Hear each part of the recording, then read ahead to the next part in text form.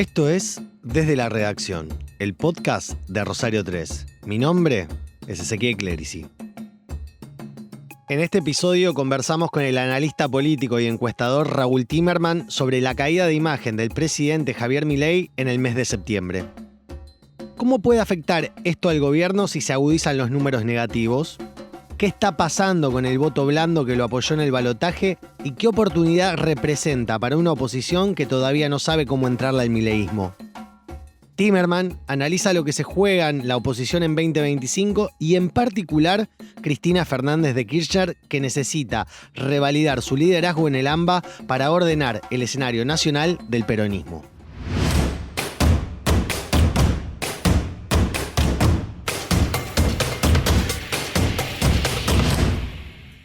Raúl, bueno, lo primero es agradecerte por estar desde la redacción. La verdad que es un placer poder conversar con vos.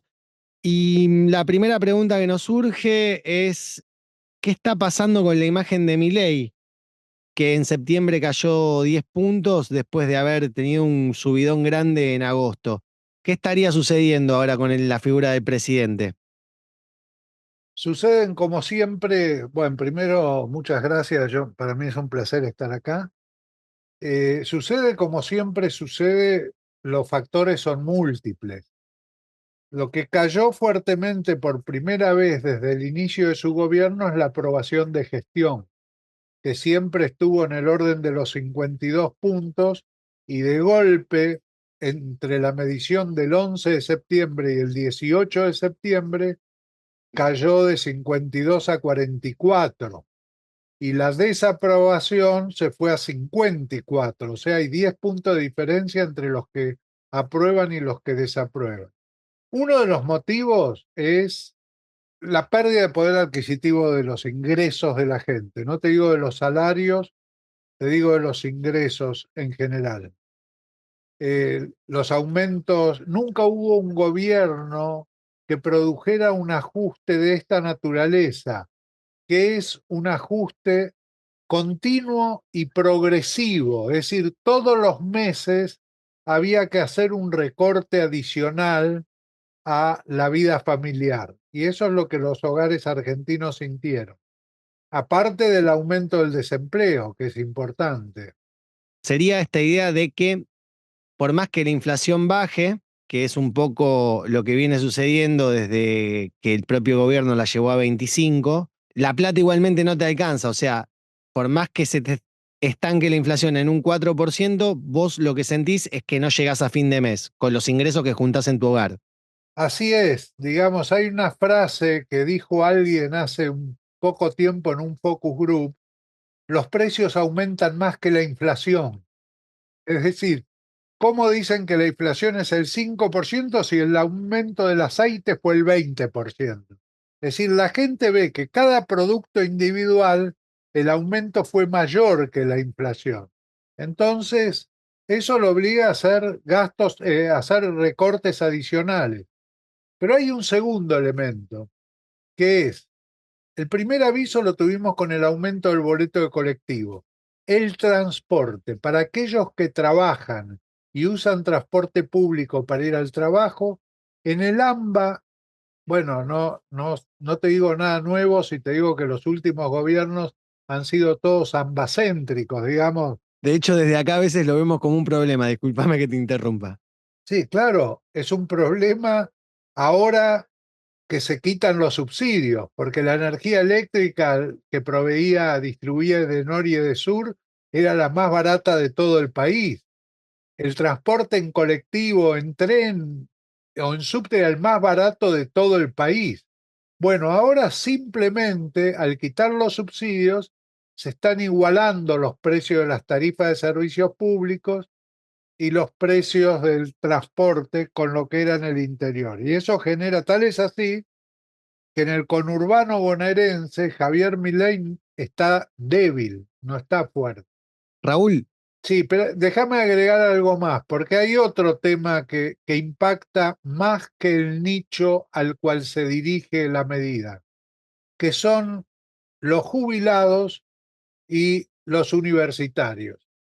Cuando a un jubilado no le alcanza el dinero, lo ayuda la familia, lo ayudan o los hijos, los nietos, los sobrinos, quien sea.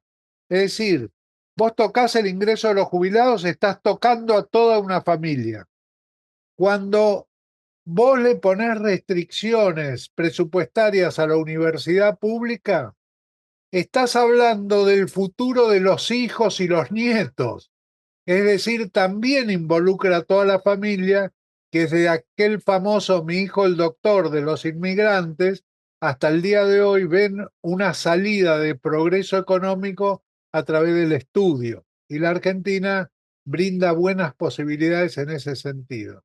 Bueno, la suma de estos factores, el veto a la movilidad jubilatoria, el anuncio del veto al financiamiento universitario, y fundamentalmente algo que molestó mucho fue el festejo en Olivos de los 87 héroes.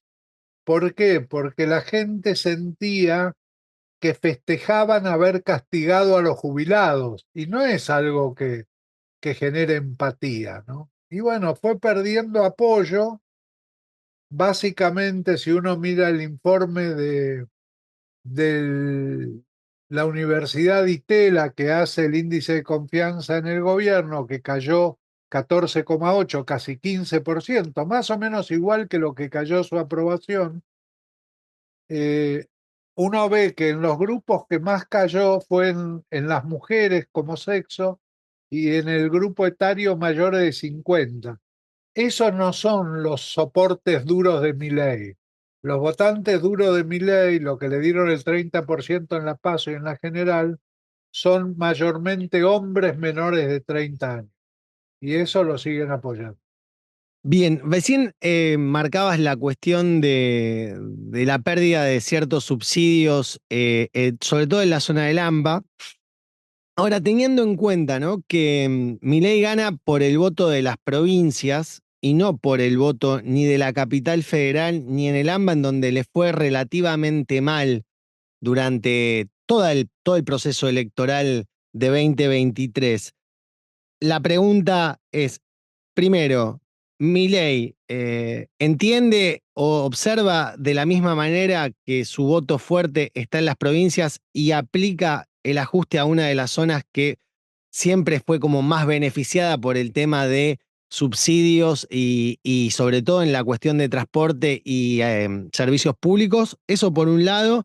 Y segundo, si toda esta descripción que vos me haces de esa pérdida de puntos, sobre todo en esta zona, eso es de su voto blando, entiendo, ¿no? Digamos, de ese 26% que lo ayudó tanto Burrich o Macri desde Juntos por el Cambio particularmente y una parte, me imagino, también de la UCR. Hoy fíjate que la cercanía con los espacios políticos está alrededor del 30% con la Libertad Avanza, 30% con el panperonismo, digamos, y 30% con ninguno. Es decir, el que le quita el apoyo a Milei no es que se va a la oposición, se va a ninguno. Punto uno. Segundo, también le limitó mucho los ingresos a las provincias, porque también le quitó el fondo para el transporte a las provincias. Hay provincias que se pudieron hacer, hay provincias que lo delegaron en los municipios. ¿Por qué? Porque el transporte generalmente es municipal, digamos, más que provincial. Y bueno, ahí también castiga y hubo aumentos. Y ahora este mes va a ser un aumento de todas las tarifas de los servicios públicos, así que yo lo veo complicado al gobierno. Cuando vos me preguntás por Javier Milei es diferente. Bueno, te habrás dado cuenta que es diferente, digamos, que no tiene las características de los políticos tradicionales. Hubo gente del ala política del gobierno que trató de convencerlo de que ese asado en Olivos no había que hacerlo. Pero Javier Milei dice, sí, yo lo hago. O sea, él tiene una cosa un poco mesiánica, como si hubiera sido enviado para cumplir una misión, y si no la puede cumplir, se va, no le importa, manda todo al diablo y se va.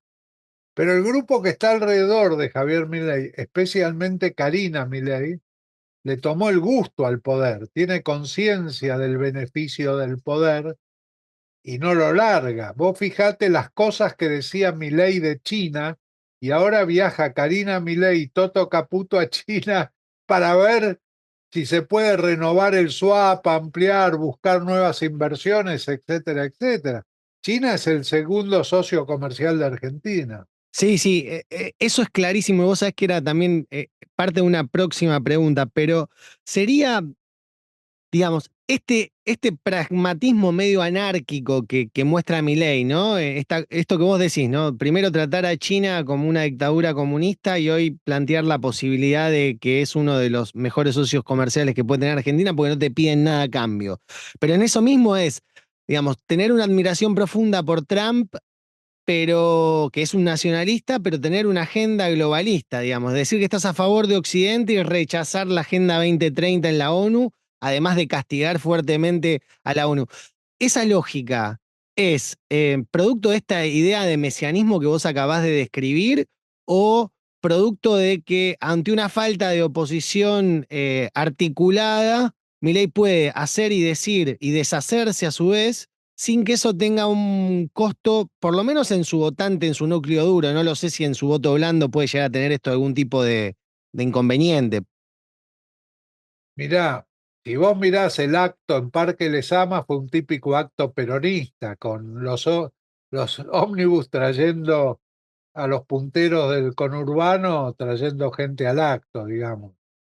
O sea que no hay nada nuevo en eso. Yo te diría, Milei nunca fue presidente, así como la Argentina nunca tuvo un presidente como Milei. Milei nunca fue presidente de alguien, ni presidente, ni gobernador, ni intendente, ni tuvo un kiosco, nada. Entonces ahora se encuentra con un elefante, digamos. Hay, hay un video buenísimo de un stand-up, pero los que hacen stand-up norteamericano, con motivo cuando gana Trump las elecciones, él dice, bueno, ustedes no saben lo que pasó, entró un caballo a un hospital. Y dice, claro, nadie en el hospital había visto nunca un caballo, pero el caballo tampoco había entrado nunca a un hospital. Y describe lo que va pasando, ¿no es cierto? Vale la pena verlo porque es buenísimo.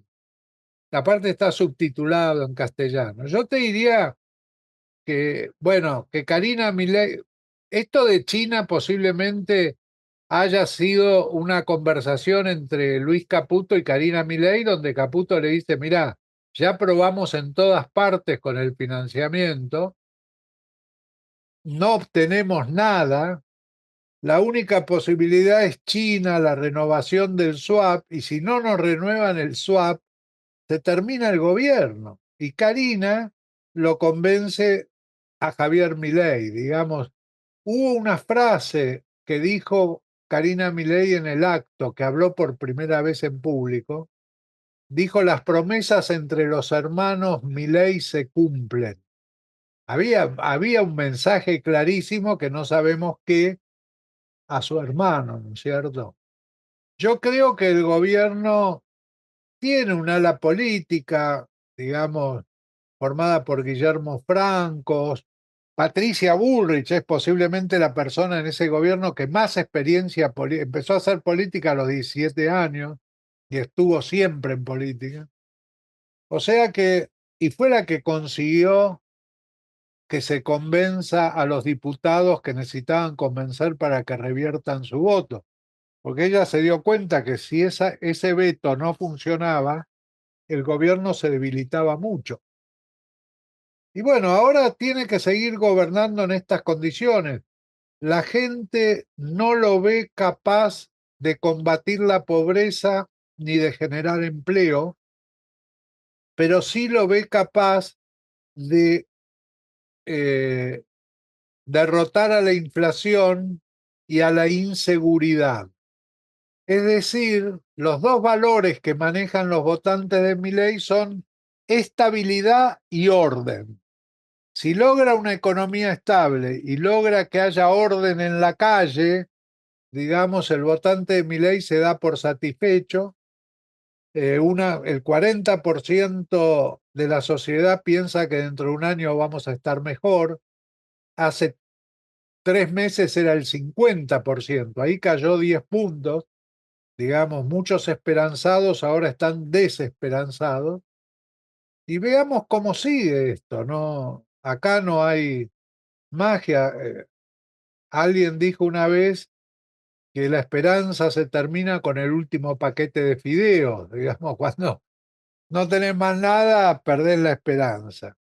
Ahora, sobre las características personales y discursivas de Milei y de Karina, yo te diría, hacerle una nota a Federico González, porque él lo viene estudiando. Cada vez que emite un discurso, me manda, mirá, acá tengo el análisis del discurso de Javier Milei vos no ves ahí, en Parque Lezama, y el de Karina Milei en Parque Lezama son 20 páginas cada uno. Es es el mejor analista de discurso que yo conozco. Raúl, volviendo un poco a la línea de Milei, y quiero retomar algo que recién comentabas, que era que si no consigue financiamiento el gobierno de Milei, llámese China, llámese Fondo Monetario Internacional, tu sensación es de que el gobierno está terminado. No, no, va a Yo te refinanciar a entendí medida eso. que se produzcan vencimientos, irá refinanciando, pagando intereses altos y buscará el ajuste necesario Ujú. para producir la paz social. Vos fijate que con el tema de los movimientos sociales se manejaron mucho más inteligente que los gobiernos anteriores. Dijeron, acá hay un protocolo, no se puede cortar la calle ni la avenida. Bien, pero ¿qué hicieron? Duplicaron el poder adquisitivo de la asignación universal por hijo, siguieron la inflación con la tarjeta alimentar y el plan potenciar trabajo a ese lo congelaron. Pero no hay más contraprestación para recibir estas cosas. No tienen que ir a firmar una planilla, no hay intermediario y no se tienen que movilizar más de venir a la 9 de julio. Y no hay más protesta de los movimientos sociales. Bueno, eso es muy valorado por el votante de Milei y la gente perteneciente a eso que llamamos movimientos sociales, que es básicamente lo que Marx llamaría el lumpenproletariat, digamos, es el lumpen del proletariado sin un trabajo formal. Bueno, está en paz, consiguió que esté en paz, digamos. No, en algunas cosas se manejan bien y en otras son un caballo en un hospital. Raúl, ¿qué cosas te llaman la atención o inclusive te preocupan cuando haces un focus group en este último tiempo? Em, ¿Cuáles son las cosas que más están afectando, sobre todo al votante o al elector o al ciudadano, mejor dicho, de clase media? Porque como vos bien describís, los sectores populares están siendo contenidos por el Ministerio de Capital Humano, pero los sectores medios son los que están pagando fuertemente el ajuste. ¿Qué cosas escuchás de las personas a las cuales entrevistan para los focus group?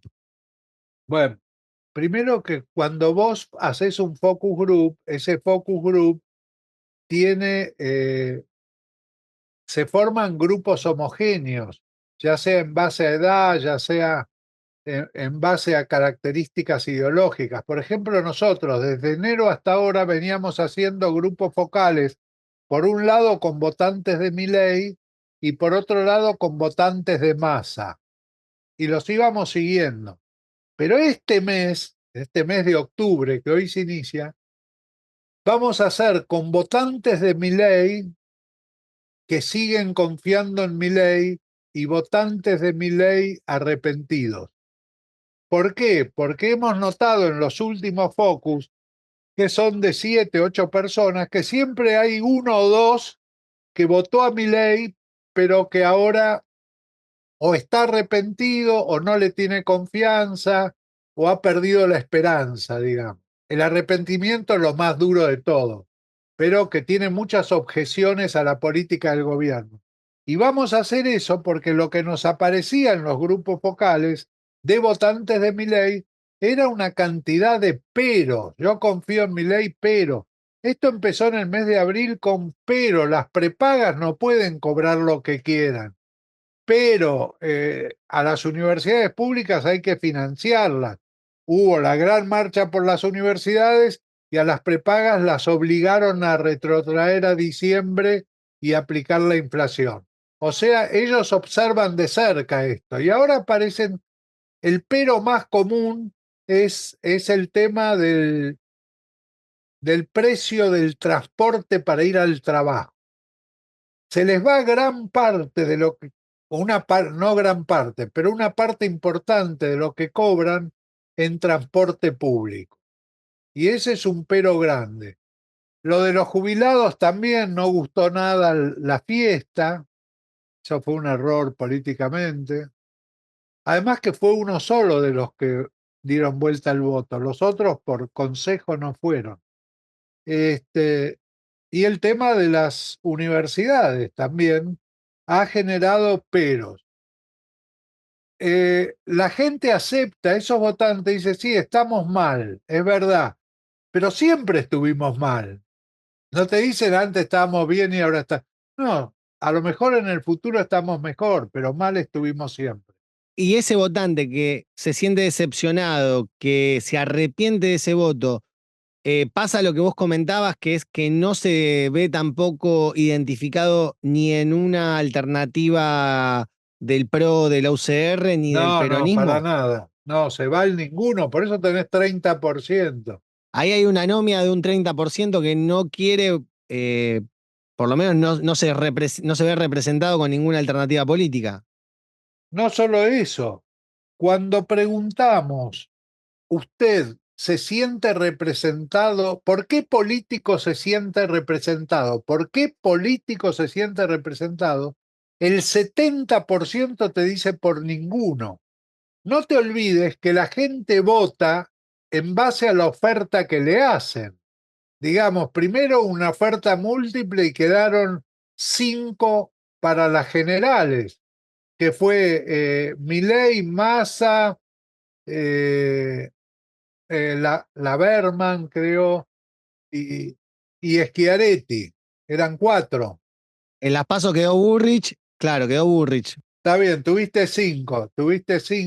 Y después en el balotaje tuvo que elegir entre Massa y Milei. Muchísima gente que votó a Milei no se sentía representada por Milei y muchísima gente que votó a Massa no se sentía representada por Massa. Ya no hay. Y si vos tomás los dos líderes políticos actuales, Javier Milei y Cristina Kirchner, en sus propios espacios, gente que los apoya, pero que tiene un montón de objeciones a su liderazgo. No son líderes como era Menem o como era Alfonsín o como era Kirchner. Estos tienen muchas objeciones.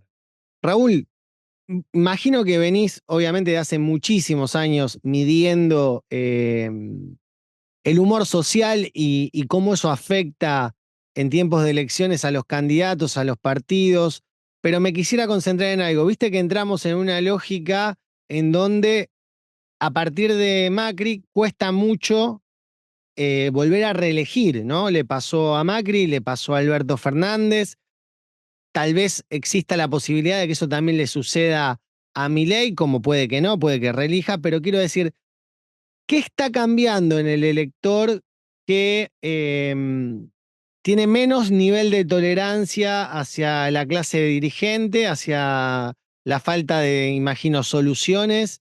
¿Es una lógica de un desgaste del propio sistema democrático argentino que hemos construido en estos 40 años? ¿O también ves algún tipo de influencia más decisiva en lo que ha sido la pospandemia y, digamos, esta proliferación tan masiva de redes sociales que está todo el tiempo entrando y saliendo de nuestra vida? Casi que te diría que es parte de nuestra vida cotidiana. No, bueno, en principio te diría que no es difícil ser reelegido, lo que es difícil es gobernar bien. Macri no se reelegido porque fue un mal gobierno y Alberto Fernández no fue reelegido porque fue un pésimo gobierno. Y la gente se hartó y eligió a uno que nunca había sido gobierno, que era un panelista de televisión y que decía voy a dolarizar y acabar con la casta. Eligió a ese, no quería nada de lo anterior, estaba harta.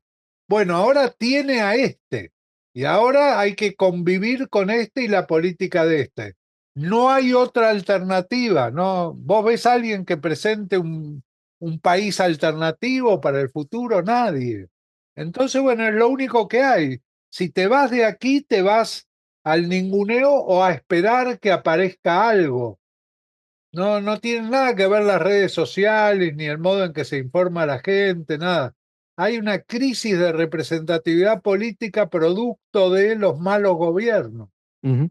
Raúl, ahora me quiero meter con el peronismo, que es, digamos, un sector político al que vos estudiás y cual tenés cercanía por eso mismo. Pero antes te quería hacer una consulta, que es, ¿cómo pensás que puede llegar a afectar? Ahora en breve está por sancionarse la boleta única a papel, no sabemos si con casillero, porque esto lo estamos grabando un martes, no sabemos si con el casillero de lista completa o sin ese casillero, pero ¿cómo pensás vos que va a afectar en particular al principal distrito elector de la Argentina, que es la provincia de Buenos Aires, el AMBA particularmente, que ocupa el 37% del padrón? ¿Ves que eso pueda tener algún tipo de influencia en las estructuras tradicionales, en inclusive los candidatos y su arrastre? ¿Cómo analizás en principio la implementación de algo que por lo menos en Santa Fe, por ejemplo, ya hace muchos años que lo utilizamos? Bueno, yo te diría, en las de medio término, primero hay que ver si son simultáneas o no. Primer punto. Segundo punto, si hay lista completa, va a ser para la elección nacional, pero para la elección provincial va a haber, van a estar todas las boletas.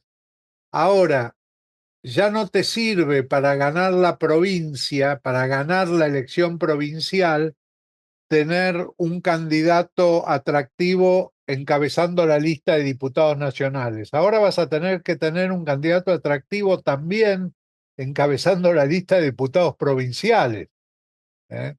Claro. Porque eso va a arrastrar mucho. Yo creo que es una buena medida, digamos, todo lo que sea simplificación.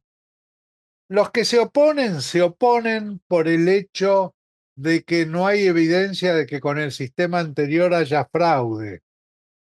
Pero bueno, ese no es un motivo para oponerse, digamos. Si vos simplificás el proceso, tampoco va a haber fraude con este sistema.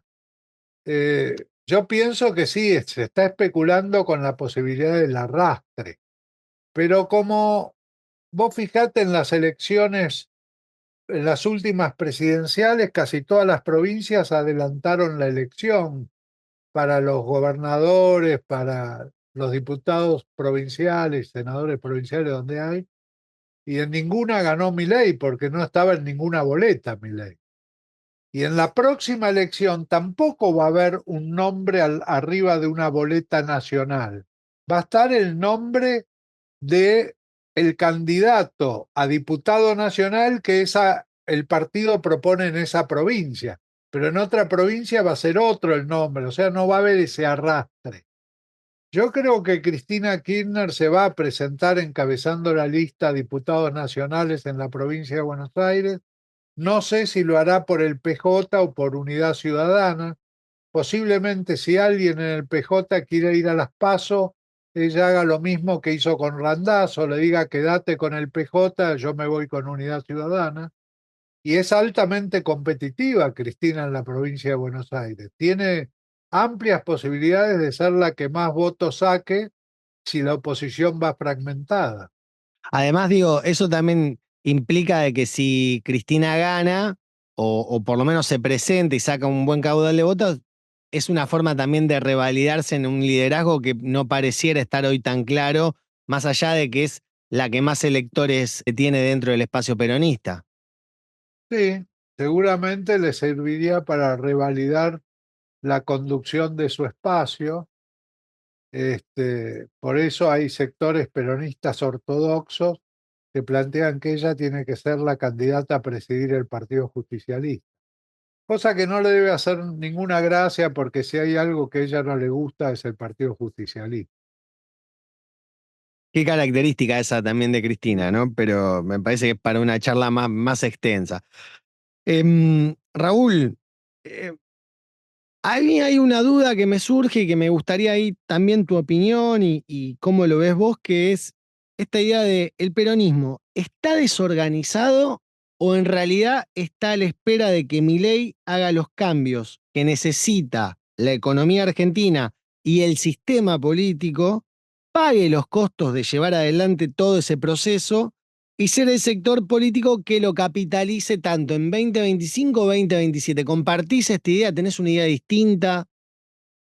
Mirá, puede ser básicamente porque no tiene que salir a ofrecer el peronismo hoy en día. Hoy todavía no tiene una alternativa a Milei que no sea una alternativa del pasado, que la gente ya descartó. O sea, el peronismo tiene que construir una alternativa nueva a este gobierno. Y seguramente este gobierno, con la motosierra, pero habrá sacado muchas estructuras totalmente ineficientes, inútiles y costosas. No sé si será capaz de generar una burocracia estatal eficiente, digamos, que es lo que el país realmente necesita. Gobierne quien gobierne, los recursos públicos se tienen que usar de una manera eficiente y para eso necesitas un Estado eficiente y la Argentina no lo tuvo ni lo tiene. O sea que posiblemente estén las bases para reconstruirlo de otra manera. Y Milei lo que deje es que tire toda la estructura, pero deje los cimientos para empezar una reconstrucción. Y Raúl, ¿por dónde ves vos que puede venir la renovación del peronismo y un nuevo liderazgo que le permita ofrecer una agenda de futuro con respuesta a los problemas que tiene hoy en día, por ejemplo, el mundo del trabajo? Porque recién la nombrábamos a Cristina, pero a veces da la sensación, y sobre todo escuchándola en sus intervenciones públicas y leyendo sus cartas, de que es más el pasado que el futuro. Yo, mira, ahora que se plantea la alternativa Milei o Cristina, que la plantea tanto Milei como la plantea Cristina, digamos, había una influencer que decía el peronismo está haciendo literatura del yo, digamos. Permanentemente dicen yo. Eh, yo creo que con esas dos alternativas creo que por primera vez se produce un lugar claro para una ancha avenida del medio, donde hay un eje radical que puede ser Martín Lustó, Puyaro, Santoro, que podría participar de eso. Está Rolo Figueroa en Neuquén, hay gobernadores nuevos con partidos provinciales, está Nacho Torres en Chubut, digamos, está el peronismo cordobés, digamos, que no es kirchnerista, digamos, hay la posibilidad de ir, y también está Horacio Rodríguez Larreta, Sergio Massa con el Frente Renovador, digamos, yo creo que hay espacio para ir construyendo. Lo que no hay hoy es nadie que pueda ser convocante, es decir, ninguno de los otros va a ir si uno de ellos convoca. No están dadas las condiciones y no hay todavía un qué. No hay que buscar quién va a ser, hay que buscar qué, el qué que necesita la Argentina. Cuando haya un qué, cuando haya una propuesta para el debate, ahí se puede producir la convocatoria. Raúl, ¿y crees que de este grupo que vos acabás de describir, de estos gobernadores que están en sus 50 años, algunos son sub 50 todavía, pero que lo que se ha visto es que tienen una capacidad de diálogo entre ellos? Me refiero particularmente, por ejemplo, a lo que pasó con Kicillof y Puyaro, en donde el primero le entregó patrullas que inclusive después las terminaron usando las fuerzas de seguridad federales que están a cargo de Patricia Bullrich, es una cosa llamativa, pero que también se ve una muy buena sintonía entre Yarlora, Puyaro y Frigerio, esto que vos decías de Es Nacho Torre, verdad. de Rolo Figueroa. La pregunta es, digamos, esos gobernadores que pertenecen a espacios tradicionales, ¿ves la posibilidad tal vez de que armen algo nuevo, un nuevo espacio político que les permita, digamos, ungir a alguno de todos ellos para que represente este qué del que vos hablás? Un espacio federal, sí, yo creo que hay lugar para un nuevo espacio federal conformado por gobernadores de espíritu democrático, pero de amplio espectro de centroizquierda a centroderecha. Raúl, ya para cerrar, ¿hay algo que no te pregunté que te gustaría comentar? Sí, creo que se va a dar una particularidad en las próximas elecciones, son elecciones de medio término, y se va a dar una particularidad que para las listas oficialistas en cada provincia, el oficialismo de la provincia va a tener mucho peso el gobernador en la confección de la lista, porque por otro lado necesita diputados nacionales que le respondan, porque la negociación con el gobierno central se da en base a la cantidad de manos que tenés en el Congreso. Eso va a suceder en todas las provincias, menos en la provincia de Buenos Aires, donde no creo que sea posible que Axel Kicillof haga las listas de la oposición, siendo él el oficialismo en la provincia y oposición al gobierno nacional. Creo que esa lista la va a hacer Cristina Kirchner. Raúl Timerman, muchas gracias. No, al contrario, gracias a ustedes y mucho éxito. Desde la redacción, es una creación de Rosario 3, Grupo Televisión Litoral. Gracias por tu atención.